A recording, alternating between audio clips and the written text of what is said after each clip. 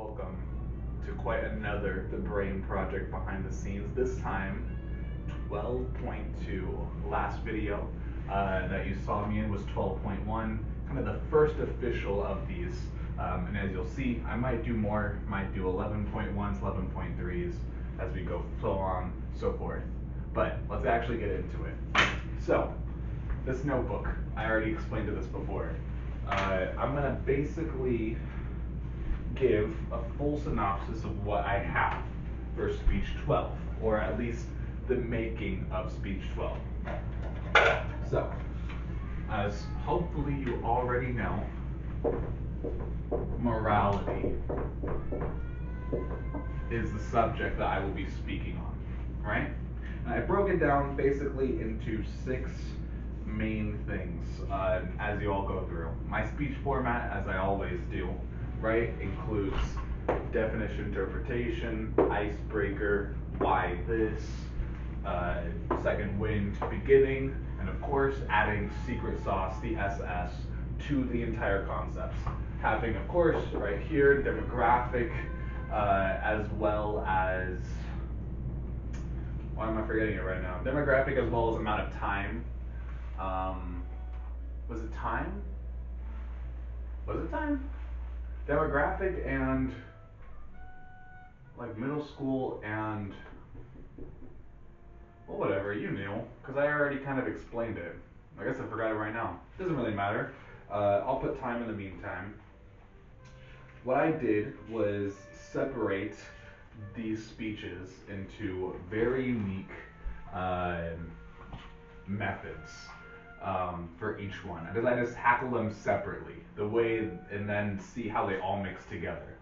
So because of this, they left a lot of extra stuff, and I'll show you. You have to ignore, of course, the purple lines, which, if you can see right there, are from another video, a fun session in particular, that hopefully I've uploaded by this point. It's the bane of my existence, those videos. But I digress. We have another black marker. How do I grab another black marker? We have the def int right here. And we'll start with this one. Or should we start at the beginning?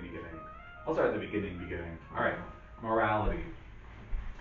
So, I don't know as of right now the exact, I clearly do know as I did it later, but the amount of minutes is still questionable to me at this point.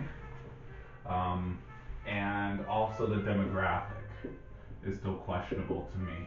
And I think we'll kind of manifest that. The idea of partly this video is to literally show what I know and how I literally think to go into this. Hence the whole brain project.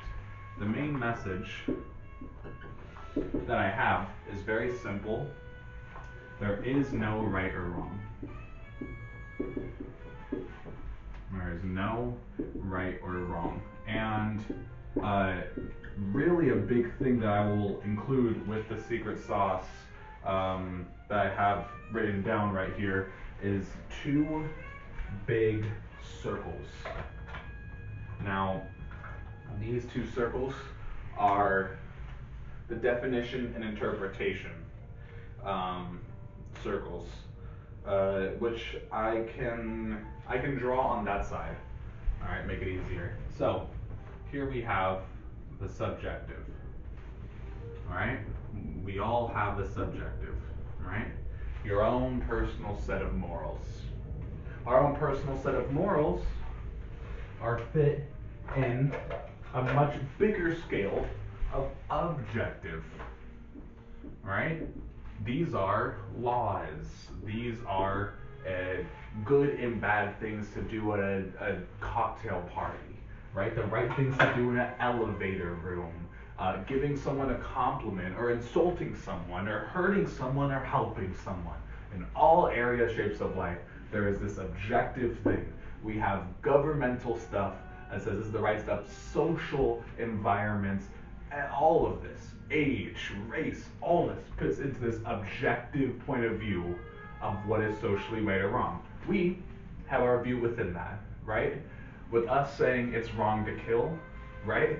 We'll say it's right to kill killers, right? Between people, it's wrong to kill. Some people deserve more time than others based on the bad crimes, stuff like this.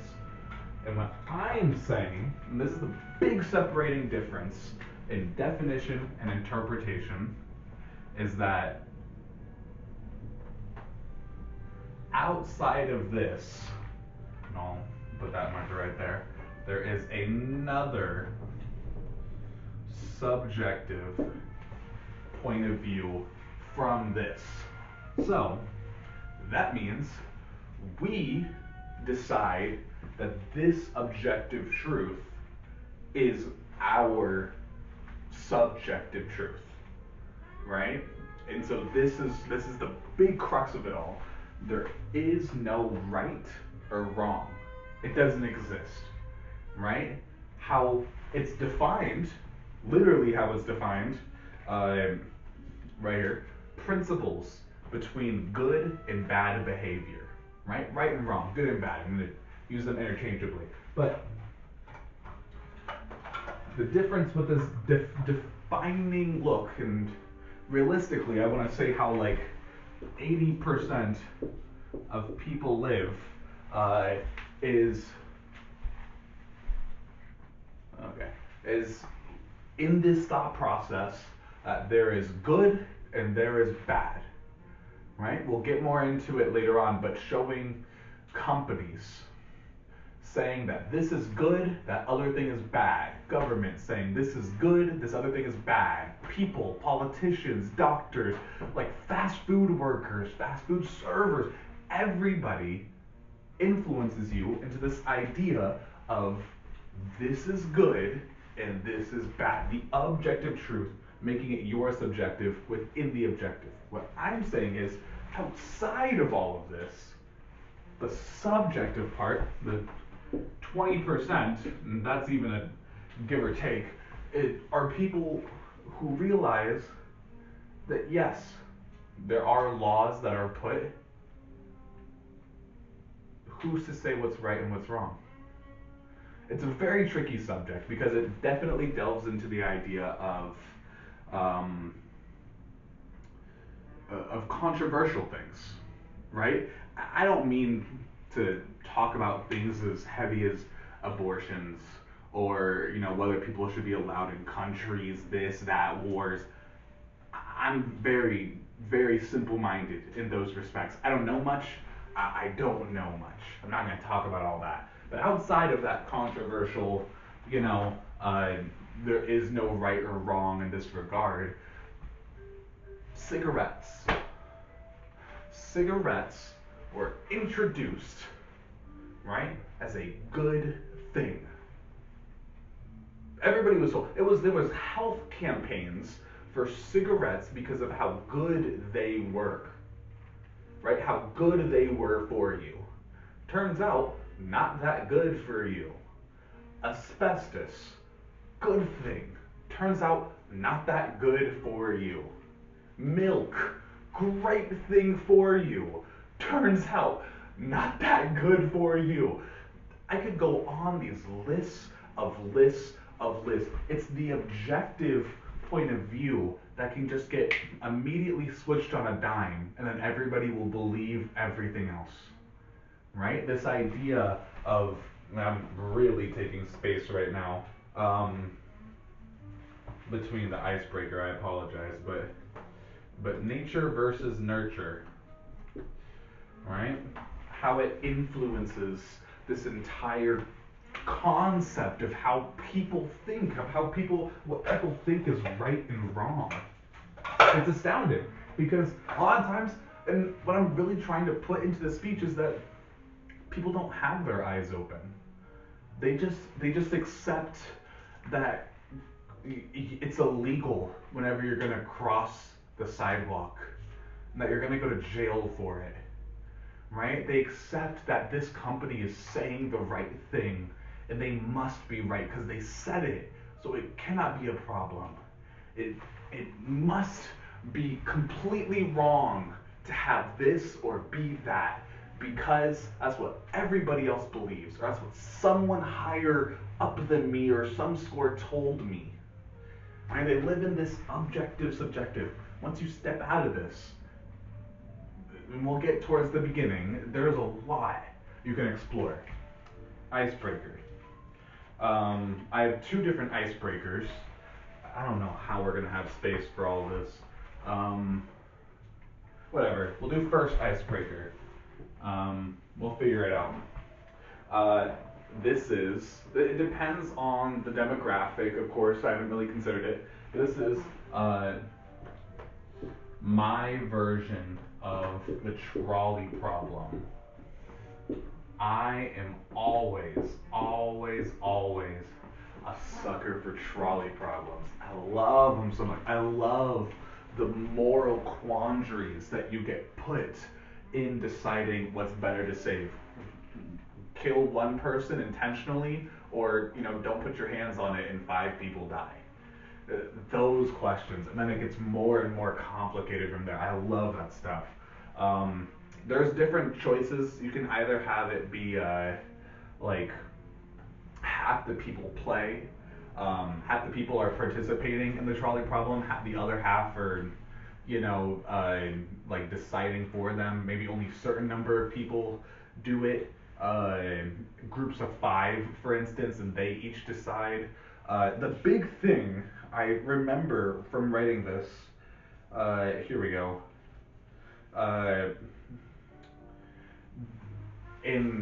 Say this is a maze, right? I remember exactly how I wanted to do this.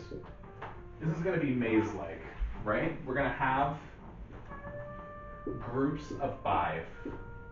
Very simple. You're going to talk, deliberate with your team, jury duty, the entire style, so you all have to agree on one path between 2 different places, right? Whatever the trolley problem is, say you like the color red, you like the color blue, you like pineapple on this, you don't like pineapple on this, whatever it is, right? Start off simple, get more and more complicated. And now here's the thing. I'm going to give prizes to the objective winners. So it's not as if there's only one winner, but what's going to happen is I am going to literally hand out candy. I'm going to hand out $5 in cash. It doesn't really matter, right? Whoever chooses the most objective answer, the answer that society deems as what is morally good or right, gets prizes. I'll do my research, find out, statistically this, that, and I'm sure you're getting to this, I'm sure you can figure out exactly why I'm doing this. In the why this over here, making it very clear. Oh, I kind of skipped over the second icebreaker. I'll explain the second icebreaker. It's a lot of fun. They're both really fun. I kind of want to do them both. But in the why this, very simple. Of course, mood shift, eliciting the word interpretation. It's going to work in both icebreakers, but interpretation. Alright, right there. And then there's the truth. Because here's the thing. The idea of whatever is subjective and whatever can be interpreted are very similar. They're synonyms, but they kind of mean something different, right? If I were to say that art is subjective, right? People usually say that in a moral sense. This is good art, this is bad art. I see this as good art, you see it as bad art. I see it as bad art, you see it as good art. It's subjective. We all view it differently. Interpretive, right, means more of, oh, I see a swan, no, I see a duck, right? It's a more of a physical sense with interpretation, while the other word, which I just said, subjective, is a completely different thing, right? Well, subjective is more of a ideological sense. If that makes any sense.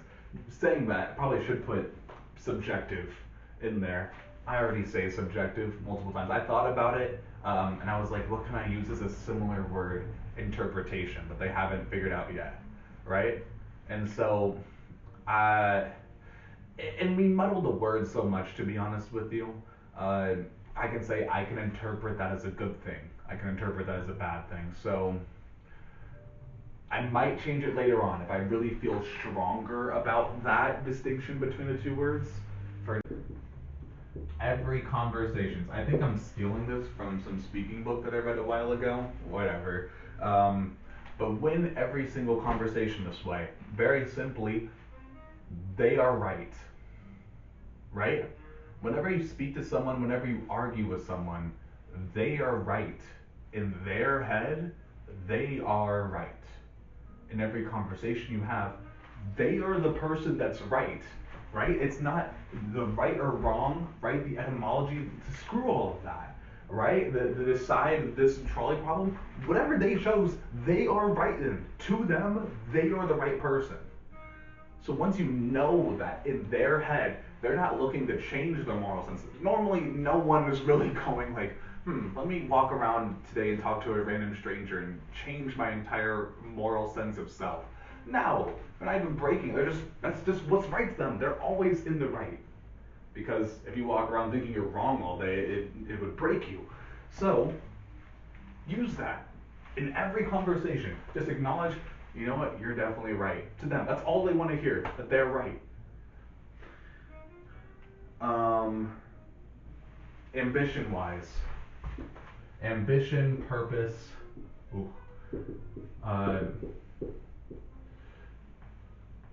Right?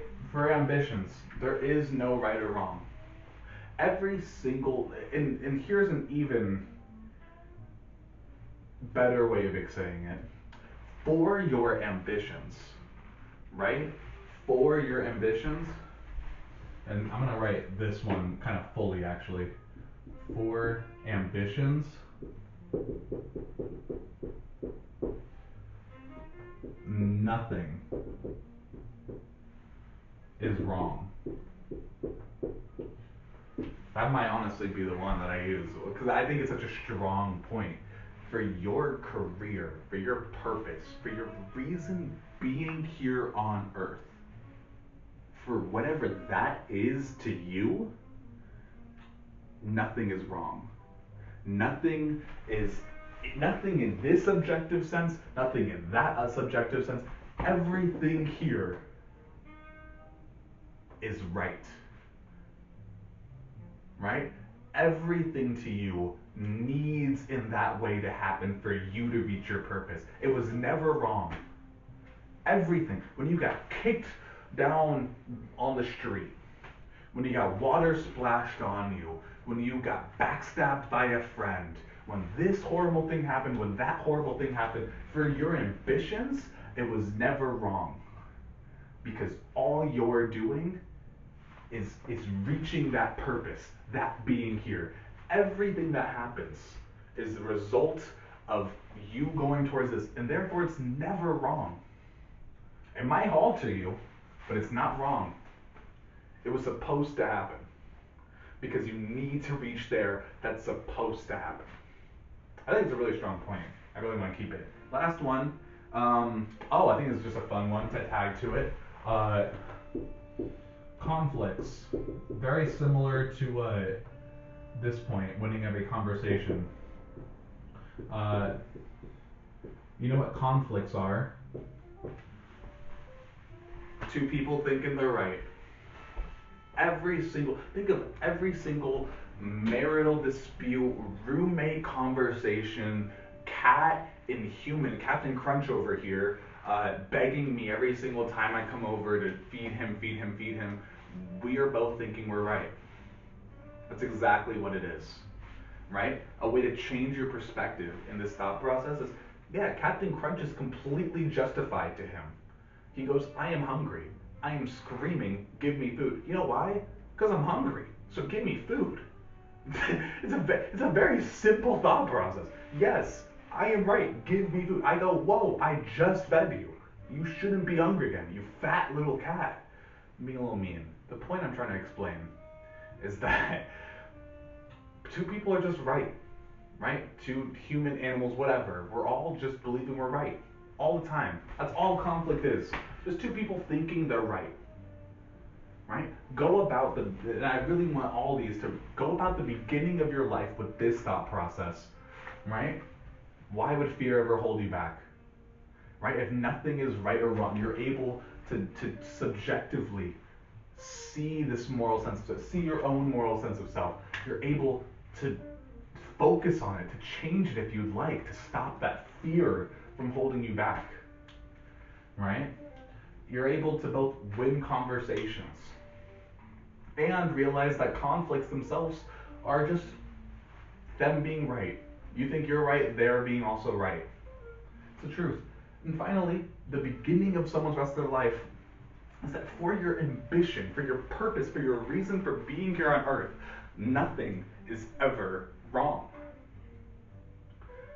I think I got a good speech coming up. I've got some other things I didn't really explain. I don't know what the time is. 20 minutes? Whatever. Let's see what else I put on here. We can throw in a couple things. I wrote in a couple things on here for secret sauce. My SS, of course. I really want to get a good diagram of this, the subjective, objective, subjective. There is definition principles between the nature versus nurture argument. I might add more, might take away. We'll see. The trolley problem. Oh, this would be fun. For the trolley problem, I have different ideas. PowerPoint wise, I could do like a slides type of thing where like it's a choose your own adventure.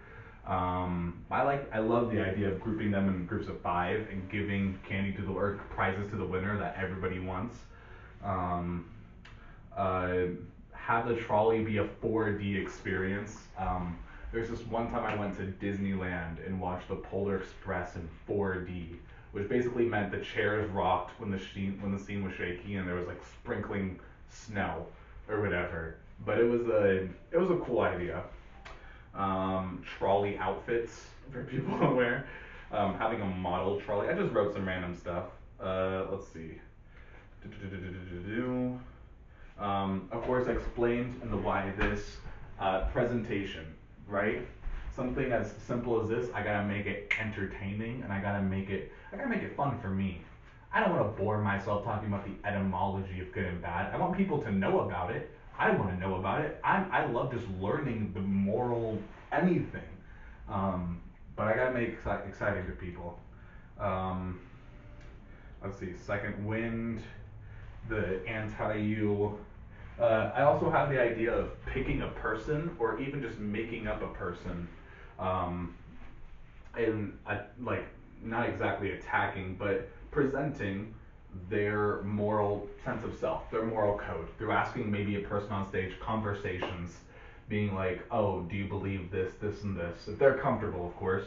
And then saying, so the opposite of you would be this. Would you agree? Like the anti-you of this. Like these are your moral codes, right? I need you to be aware this is what you believe. All right. Now, why do you believe that first thing? Why do you believe that second thing? And so going for these different points until they're like, oh, I believe that because of this, because someone just told me to, or this was right, or this was like, you see what I'm talking about? I mean, in a big span of all this, I should say, the idea of morality, I've never really believed the idea that people just have an inherent sense of moral right and wrong. Not really. To be honest with you, I don't really believe that BS. I think it's all nature versus nurture. I believe your parents raised you on television, and when you saw the good guy wins and the bad guy loses, you learned a lot of things, right? And then you walked outside, and then you made friends, and maybe you got kicked out of a friend group, or maybe you kicked someone out of a friend group, or maybe someone betrayed you, or maybe you dated someone, they broke up, or you got married. It doesn't really matter, but like this is all what makes your moral sense of self. All of it. The failed test, right? The time someone gave you googly eyes. It all makes up the moral sense of self. And I'm no different. I'm sure I could give examples in there for myself. Uncomfortability is a big thing to me. I've made a couple of people uncomfortable in my life. Some intentional, not intentional, but some I had no control over whether the situation would happen, and some I did, right? And then I used to feel very, very regretful over a lot of those decisions that I thought, uh, you know, were of my doing. The actions, it made people uncomfortable, right? And because of that, it's a huge thing for me. I cared, like, comfortability is number one. Like, I do not care about anything else. You're comfortable? Okay, that's good. I mean, little TMI, Lily asked me before sex, like, I can't have people be uncomfortable. Just not, it can't exist for me anymore. Anything else? I put all the stuff from the beginning. Oh, and these are the six main. The one thing I am missing, I realize I'm going to add to it, is a sticking point. I don't have a PTP yet. So I'm going to add that. Well, Captain Crunch just scouring around the house. So, number one, explain speech topic. Right? Explain, talking about morality. Number two, my interpretation, this diagram I'm doing. Number three, explain it with research. Of course, with having the icebreaker right there, I'm going to explain of where this is all coming from, and they're going to understand why they play that game through the research, right? Five, last attempt for self-introspection. This is why I'm really wanting people, if they are comfortable with, to explore the idea of your own sense of self and to really break out of that objective sense and go into the subjective, where there is no right or wrong. You decided these things in your head. It's kind of incredible. Finally, the beginning, of course, but having a sticking point, right? The sticking point will be dependent on the beginning, whatever beginning thing I choose, which for ambitions, for purpose, I'm just telling you, I think it's a good one. It could be a couple, we'll decide. That's really it. There's obviously a couple things I want to workshop. I might have a 12.3 where I kind of finalize some details with some stuff. For instance, really getting these questions for the trolley problems, as well as all of the 6 circles. I do some research, do the etymology stuff, because when I present it, it's not like I'm going to say, and then the audience does this. I'm giving you a speech. I'm giving myself a speech, but I'm giving this video right here a speech. That's what it is. My pasta's burning at this point. Alright, I'm going to end this video here. Captain Crunch, get over here. Get over here. Get over here. Oh my goodness. You're a little curveball. You little curveball. Yeah, get over here. You're afraid of me, but also want food. It doesn't make any sense. All right. I want you to tell people. Oh, God. Why am I doing this? This is like an unlisted video. I don't know. Just stare at Captain Crunch for a little bit. Look. Why is he looking like that? What are you staring? Oh my God. Plus, you see how he blinks weird? He has this thing where he blinks like. I don't know if all cats have that, but I just think it was a little weird. I digress. Unless there's a 0.3, in which case it probably will come up, some thumbnail, whatever. Till next time.